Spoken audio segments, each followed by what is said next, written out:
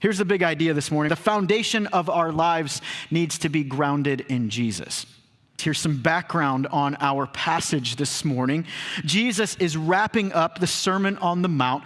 Now, most Bible scholars believe, because of the title of it, the Sermon on the Mount, that they are up on a mountaintop overlooking the Sea of Galilee, which would be the perfect location for this parable. You see, the sandy shoreline around the Sea of Galilee was known to develop to be a hard surface during the summer months as the heat was bearing down on it constantly. The sand would almost turn to a road-like surface, so to an untrained eye, it would look and feel like a good space to build something. But a wise and experienced builder would not be fooled by the surface conditions.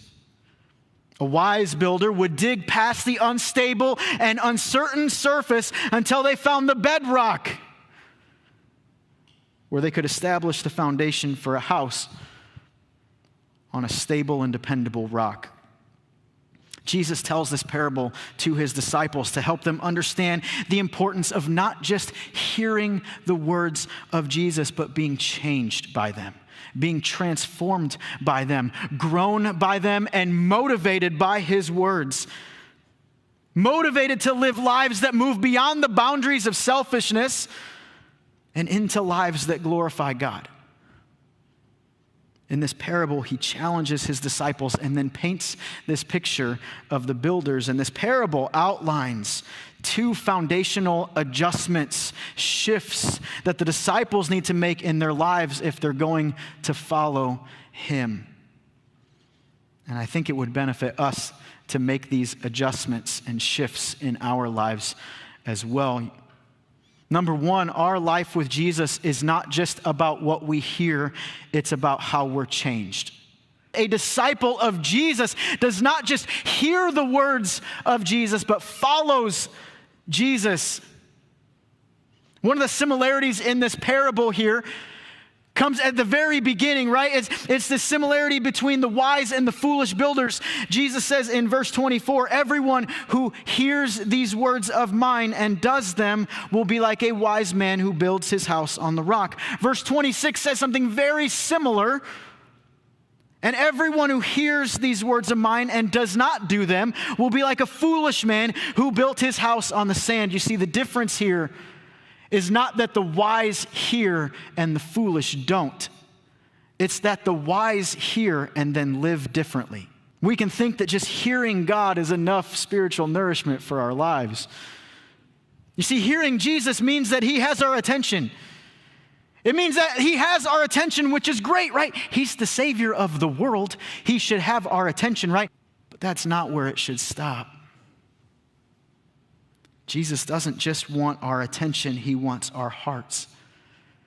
He wants our lives to be changed and to live differently than our culture. He wants our desires to line up with his. He wants our actions and our words to reflect his actions and his words. He doesn't just want our attention, he wants our whole lives. Because Jesus didn't come to die on the cross so that we would pay attention. He came so that we would follow him, love him, and worship him with our entire lives. The second adjustment and shift that Jesus is talking about here is this. Our life with Jesus is not just about what we build, but where we build it. The storms of life will challenge the foundation we've built on, and as disciples of Jesus, we should be building it on his foundation. The foundation of his words, the foundation of his love, the foundation of his grace, of his truth, the foundation of his actions. It's very clear in verse 25 and 27. It's almost identical, and the rains fell, and the floods came. And the winds blew and beat on that house, but it did not fall because it had been founded on the rock. And the rain fell, and the floods came, and the winds blew and beat against that house, and it fell. And great was the fall of it. You see, it's the same storm. with different outcomes. In our parable this morning, Jesus says very plainly that rain is going to fall. Floods are going to come, and wind will test every part of our lives. There's never a question of whether or not the storm is coming, but the question is where our foundation is placed, where we are grounded, where we are founded, where we are established. Are we in a place that is unwavering?